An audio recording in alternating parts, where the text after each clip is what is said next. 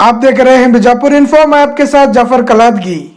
बीजापुर शहर के कांग्रेस कार्यालय में आज केपीसीसी जनरल सेक्रेटरी जलजा नायक ने एक प्रेस कॉन्फ्रेंस करते हुए बीजेपी प्रत्याशी रमेश जिगजिनगी को निशाने पर लेते हुए कहा कि जिगजिनगी ने पिछले 10 सालों में केंद्रीय मंत्री होते हुए भी विकास के काम न कर सके।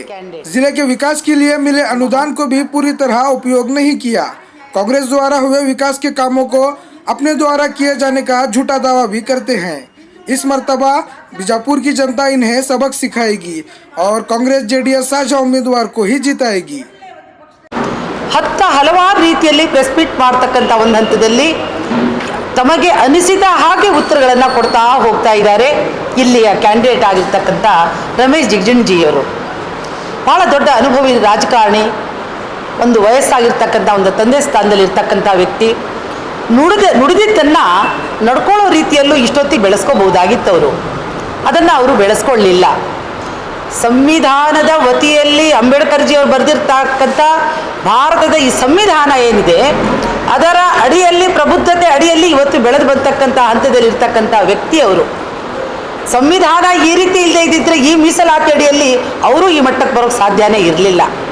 ಆದರೆ ಅವರು ಅಲ್ಲಿಂದ ಇಲ್ಲಿವರೆಗೆ 10 ವರ್ಷಗಳ ಕಾಲ ರಾಜಕೀಯ ಜೀವನದಲ್ಲಿ 2 ಬಾರಿ ಅವರು ಸಂಸತ್ ಸದಸ್ಯರಾಗಿದ್ದರೂ ಕೂಡ ಯಾವ ರೀತಿ ನಡ್ಕೊಂಡಿದ್ದಾರೆ, ಯಾವ ರೀತಿ ಅಭಿವೃದ್ಧಿ ಮಾಡಿದ್ದಾರೆ ಅನ್ನೋದ್ರ ಬಗ್ಗೆ ಖೇದ ಅನಿಸುತ್ತೆ ನನಗೆ.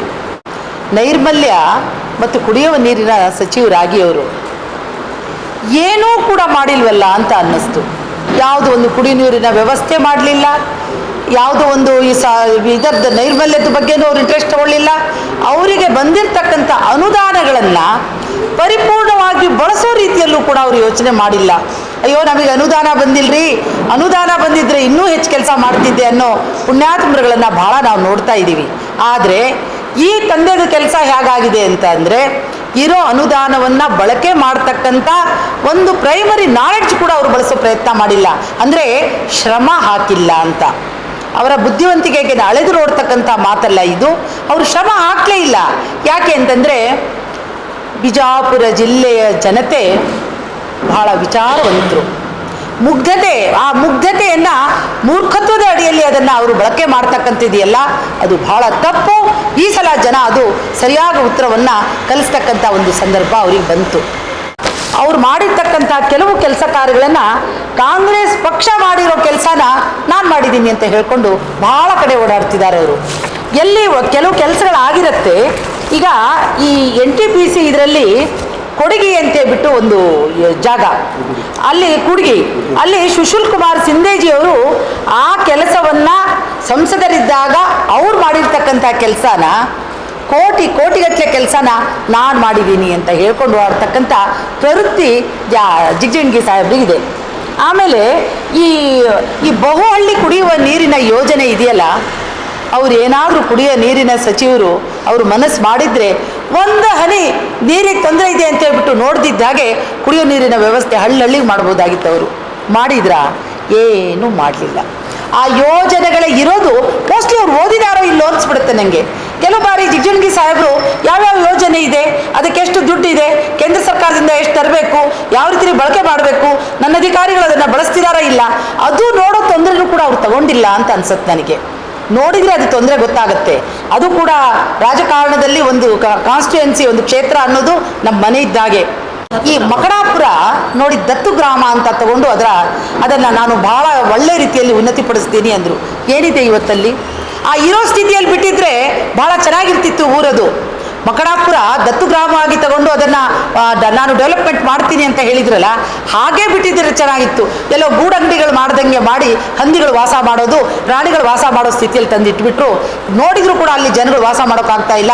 ಆ ಸ್ಥಿತಿಗೆ ತಂದಿರ್ತಕ್ಕಂಥ ಹೆಗ್ಗಳಿಕೆ ನಮ್ಮ ಸಂಸದರದ್ದು ಇವತ್ತು.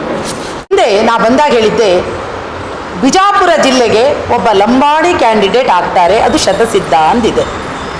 ಲಂಬಾಣಿ ಕ್ಯಾಂಡಿಡೇಟಲ್ಲಿ ಮೇಡಮ್ ಹೆಣ್ಣು ಮಕ್ಕಳಿಗೆ ಕೊಡಬೇಕು ಅನ್ನೋದು ಕೂಡ ಅಹವಾಲು ನಂದಿದೆ, ಅತಿ ಹೆಚ್ಚಿನ ಸಂಖ್ಯೆಯಲ್ಲಿ ವಿಚಾರದಲ್ಲಿ ಅಂತ ಅಂದಿದ್ದೆ. ಬಟ್ ಇವತ್ತು ಏನು ಮೈತ್ರಿ ಪಕ್ಷವಾಗಿ ಇವತ್ತು ಜನತಾದಳ ಹಾಗೂ ಕಾಂಗ್ರೆಸ್ ಪಕ್ಷ ಒಗ್ಗೂಡಿ ನಡೆಸ್ತಾ ಇರ್ತಕ್ಕಂಥ ಹಂತದಲ್ಲಿ ಇವತ್ತು ಸುನೀತಾ ಚವ್ಹಾಣ್ ಅವರನ್ನು ಇವತ್ತೇನು ಅಭ್ಯರ್ಥಿ ಅಂತ ಹೇಳ್ಬಿಟ್ಟು ಇವತ್ತು ನಾವು ನಿಲ್ಲಿಸಿದ್ದೀವಿ. ಆ ಹೆಣ್ಮಗಳು ಬಹಳ ಸಂಯಮಿ, ಒಳ್ಳೆಯ ವಿದ್ಯಾವಂತೆ, ಒಳ್ಳೆಯ ಅನುಭವಿ. ಯಾಕೆಂದರೆ ಗಂಡನ ರಾಜಕಾರಣದಲ್ಲಿ ಯಾವ ಮನೆಯಲ್ಲಿ ರಾಜಕಾರಣ ನಡೀತಾ ಇರುತ್ತೆ ಆ ತಾಯಿಯ ಜವಾಬ್ದಾರಿನೂ ಬಹಳ ಇರುತ್ತೆ. ಈಗ ಶಿವಾನಂದ ಪಾಟೀಲ್ಜಿಯವರು, ಎಂ ಬಿ ಪಾಟೀಲ್ಜಿಯವರು, ಯಶವಂತ ಗೌಡಜಿಯವರು, ನಮ್ಮ ಎಲ್ಲ ಶಾಸಕರುಗಳು ಕೂಡ ಒಳ್ಳೆ ರೀತಿಯಲ್ಲಿ ಕೆಲಸ ಕಾರ್ಯಗಳನ್ನು ಅವರವರ ಜವಾಬ್ದಾರಿಯನ್ನು ನಾವು ಭೇದವಿಲ್ಲದೆ ನಾವು ಭೇದವಿಲ್ಲದೆ ಏಕೋಭಾವದಿಂದ ಇವತ್ತು ಕೆಲಸವನ್ನು ಮಾಡ್ತಿದ್ದೀವಿ. ಹಾಗಾಗಿಬಿಟ್ಟು ಕಟ್ಟಿಟ್ಟ ಜಯವನ್ನು ನಾವು ತಗೋತೀವಿ ಅಂತಕ್ಕಂಥ ಮಾತನ್ನು ತಮ್ಮ ಮುಂದೆ ಹೇಳಲಿಕ್ಕೆ ಇಷ್ಟಪಡ್ತೀವಿ. राजनीति की टक्कर हो या IPL का चक्कर, इस बीच बीजापुर इन्फो देखना ना भूलिएगा। धन्यवाद।